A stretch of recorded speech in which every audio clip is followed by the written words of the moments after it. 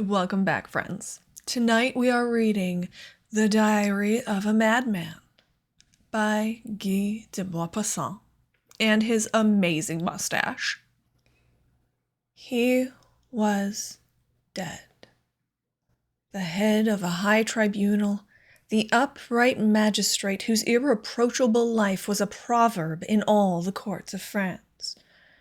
Advocates, young counselors, judges had greeted him at sight of his large, thin, pale face lighted up by two sparkling, deep-set eyes, bowing low in token of respect. He had passed his life in pursuing crime and in protecting the weak. Swindlers and murderers had no more redoubtable enemy, for he seemed to read the most secret thoughts of their minds. He was dead now, at the age of 82, honored by the homage and followed by the regrets of a whole people. Soldiers in red trousers had escorted him to the tomb, and men in white cravats had spoken words and shed tears that seemed to be sincere beside his grave. But here is the strange paper found by the dismayed notary in the desk where he had kept the records of great criminals. It was entitled, Why?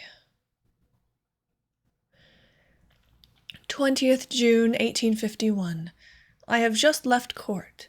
I have condemned Blondel to death. Now, why did this man kill his 5 children?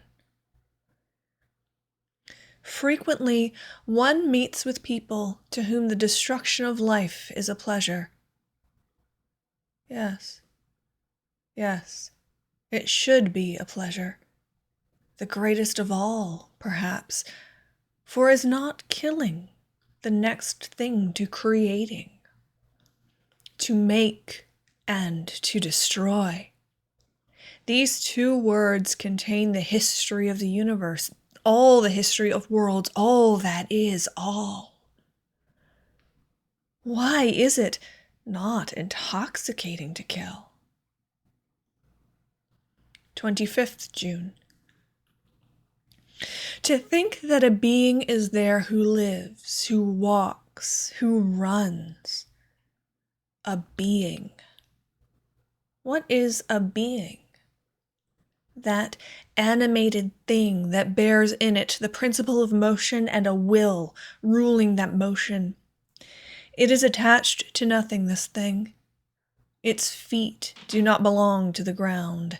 It is a grain of life that moves on the earth, and this grain of life, coming I know not whence, one can destroy at one's will. Then nothing. Nothing more. It perishes. It is finished. 26th June. Why, then, is it a crime to kill? Yes. Why? On the contrary, it is the law of nature. The mission of every being is to kill. He kills to live, and he kills to kill. The beast kills without ceasing all day, every instant of his existence. Man kills without ceasing to nourish himself. But since he needs, beside, to kill for pleasure, he has invented hunting. The child kills the insects he finds, the little birds, all the little animals that come in his way. But this does not suffice for the irresistible need to massacre that is in us. It is not enough to kill beasts. We must kill man too. Long ago, this need was satisfied by human sacrifices. Now the requirements of social life have made murder a crime. We condemn and punish the assassin. But as we cannot live without yielding to this natural and imperious instinct of death, we relieve ourselves, from time to time, by wars. Then a whole nation slaughters another nation. It is a feast of blood, a feast that maddens armies and that intoxicates civilians, women and children, who read, by lamplight at night, the feverish story of massacre. One might suppose that those destined to accomplish these butcheries of men would be despised. No, they are loaded with honors. They are clad in gold and in resplendent garments. They wear plumes on their heads and ornaments on their breasts, and they are given crosses, rewards, titles of every kind. They are proud, respected, loved by women, cheered by the crowd solely because their mission is to shed human blood. They drag through the streets their instruments of death, that the passer-by, clad in black, looks on with envy. For to kill is the great law set by nature in the heart of existence. There is nothing more beautiful and honorable than killing. 30th June. To kill is the law, because nature loves eternal youth. She seems to cry in all her unconscious acts, "Quick, quick, quick!" The more she destroys, the more she renews herself. 2nd July. A human being. What is a human being? Through thought, it is a reflection of all that is. Through memory and science, it is an abridged edition of the universe whose history it represents, a mirror of things and of nations. Each human being becomes a microcosm in the macrocosm. 3rd July. It must be a pleasure, unique and full of zest, to kill, to have there before one the living, thinking being, to make therein a little hole, nothing but a little hole, to see that red thing flow which is the blood which makes life, and to have before one only a heap of limp flesh, cold, inert, void of thought. 5th August. I, who have passed my life in judging, condemning, killing by the spoken word, killing by the guillotine those who had killed by the knife, if I should do as all the assassins have done whom I have smitten, who would know it? 10th August. Who would ever know? Who would ever suspect me? Especially if I should choose a being I had no interest in doing away with. 15th August. The temptation has come to me. It pervades my whole being. My hands tremble with the desire to kill. 22nd August. I could resist no longer. I killed a little creature as an experiment, for a beginning.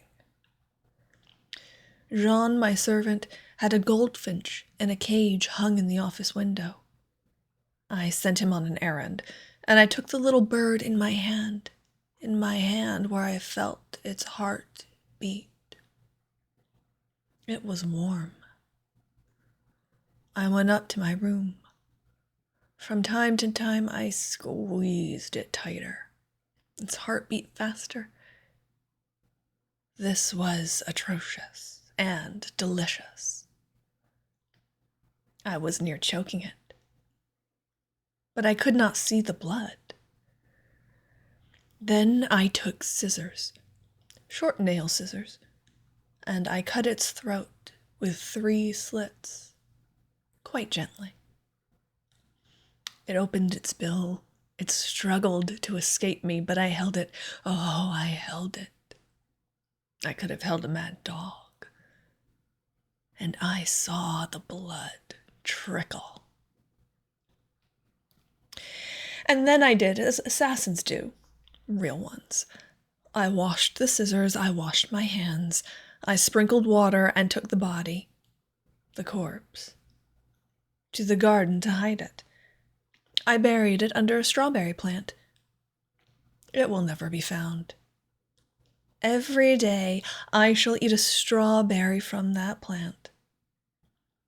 How one can enjoy a life when one knows how. My servant cried. He thought his bird flown. How could he suspect me? 25th August. I must kill a man. I must. 30th August. It is done. But what a little thing. I had gone for a walk in the forest of Van. I was thinking of nothing, literally nothing. A child was in the road. A little child eating a slice of bread and butter. He stops to see me pass and says, "Good day, Mr. President." And the thought enters my head. Shall I kill him? I answer, "You are alone, my boy?" "Yes, sir." "All alone in the wood?" "Yes." The wish to kill him intoxicated me like wine. I approached him quite softly, persuaded that he was going to run away. And suddenly I seized him by the throat. He looked at me with terror in his eyes. Such eyes. He held my wrists in his little hands, and his body writhed like a feather over the fire. Then he moved no more. I threw the body in the ditch, and some weeds on top of it. I returned home and dined well. What a little thing it was. In the evening I was very gay, light, rejuvenated. I passed the evening at the prefect's. They found me witty. But I have not seen blood. I am tranquil. 31st August. The body has been discovered. They are hunting for the assassin. 1st September. 2 tramps have been arrested. Proofs are lacking. 2nd September. The parents have been to see me. They wept. 6th October. Nothing has been discovered. Some strolling vagabond must have done the deed.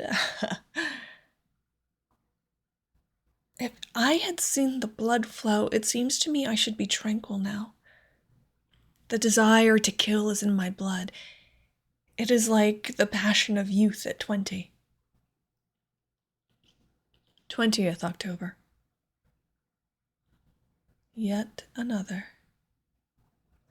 I was walking by the river after breakfast, and I saw under a willow a fisherman asleep. It was noon. A spade was standing in a potato field nearby, as if expressly for me. I took it. I returned. I raised it like a club, and with one blow of the edge, I cleft the fisherman's head. Oh, he bled, this one. Rose-colored blood. It flowed into the water quite gently, and I went away with a grave step. If I had been seen, I should have made an excellent assassin.